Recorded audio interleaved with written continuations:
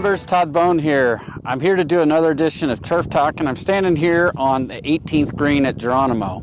I wanted to take this opportunity to come and speak on what are the conditions of our greens. I've had some comments and some conversations with members, maybe not understanding or questioning what they're seeing, and I just want to put some of the rumors and some of the things to bed. Everything I do is built on establishing a healthy turf and a sustainable turf for the long run.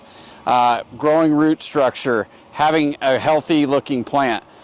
But this time of year, you'll notice on Apache and Geronimo, the different discolorations or the purpling that we call. This is from the winter time and is caused by the frost delays and the cold weather we've had. Over time, bent grass will parent out. What I mean by that is it spreads laterally, and so you'll get the plant will genetically make itself a different plant as it spreads out, and that's what you're seeing. That's the most simplest term I can explain it, but that's what you're seeing on the purpling areas. Those plants don't handle the cold as well as the others, so that's why you get some of the purpling colors as well. I've had some questions on Apache greens. You know, are they healthy? Do they look right because they're off color? They are healthy. They're extremely healthy. They're the most healthy they've been in my time here. Our root growth is very good. Chris and his team are doing a great job. What you're seeing is just the effects of the cold winter on those greens and the effects of the frost delays. Here at Geronimo, these are the original greens like I mentioned earlier, so we do have some issues here that we're battling. We have a lot of oxygen issues here. We can't get oxygen and air into this. The profiles of these greens are so locked up right now, and over time, by not incorporating the aerifications and the top dressings. That's why we're so adamant about doing that on such a routine basis, is we are incorporating oxygen into the turf to the roots because that's vital for their life and for their success. And then also we're doing the top dressings across the top for two reasons: keep the greens firm and smooth, but also to help dilute the organic matter, which is causing us that problem in these profiles, especially here and Apache, and even at Outlaw too. Let's go on and let's go take a look at the next set. Well, I'm here at Outlaw, and I happen to be on one of the practice greens here next to the starter stand. And the reason I'm here is because we got this as kind of a little trial, but also I wanted to explain what's going on these greens as well that people may not understand or see. You can tell that the green's a little different colorization even from Geronimo that we saw earlier, and that you'll see Renegade here in a little bit. But I wanted to come up here and show a few things first. I've been talking about the Poa annua treatment that we've been doing to treat the Poa annua with a product. If you've been reading my weekly reports about the slow removal of the Poa annua, we've been having a tremendous amount of success with that, and I just wanted to show you that on here. If you look right here, this is actually a bunch of Poa area that the product has set back and has caused the plants to reseed, the Poa plants, and then the bent grass will eventually grow over that once the grass really starts growing again here later this spring.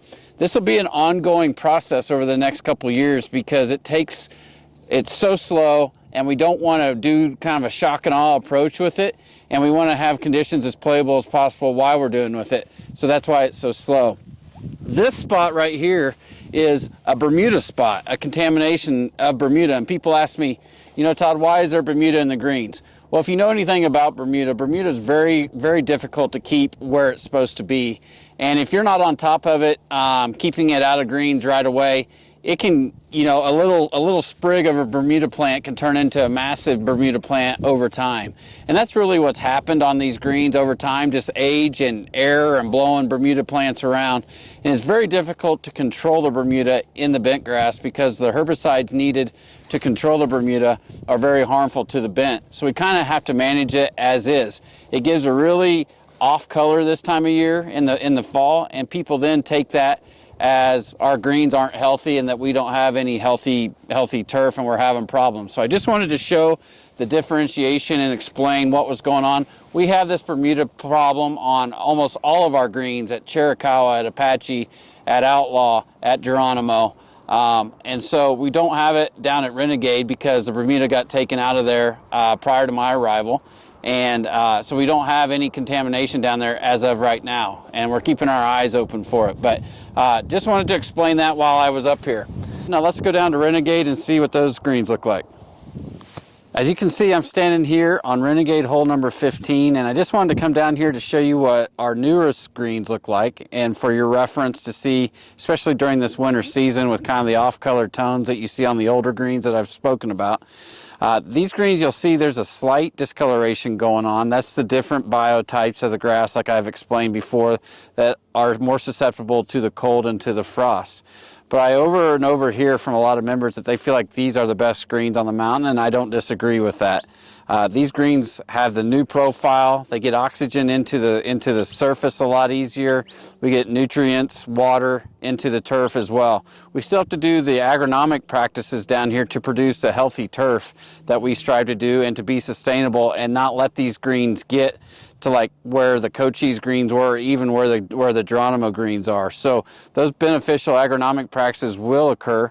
We do it by testing as well. We have we take core sample testing, which tells us, and I've spoken about that in several turf talks, where we do that on all of our greens, where it tells us what we need to do and how much aerification we need to do. And on the older greens at Geronimo and Apache, the testing tells us that we need to incorporate a lot more oxygen than say we do here on the new greens. So that's kind of the major difference, and why we do the top dressing and the aerification is more frequently on the older ones versus the new. Well, hopefully this video today has put at ease some of the questions and comments, or has reassured you that we have healthy putting greens by explaining the discolorations we get during this winter season by the different varieties of grass we have, the practices that we have to do to keep these greens maintained at the high level that our members demand and expect, with turf health being the #1 driver and sustainability into the long run. And also will give us a glimpse into what we can expect with the Cochise project completion here later this year in 24, and then with the member vote and the board, hopefully in 25, we can expect this resulted on the Geronimo greens as well, as we redo those and look to redo those and put it in front of you, the members, in the coming months. So, pleasure being with you.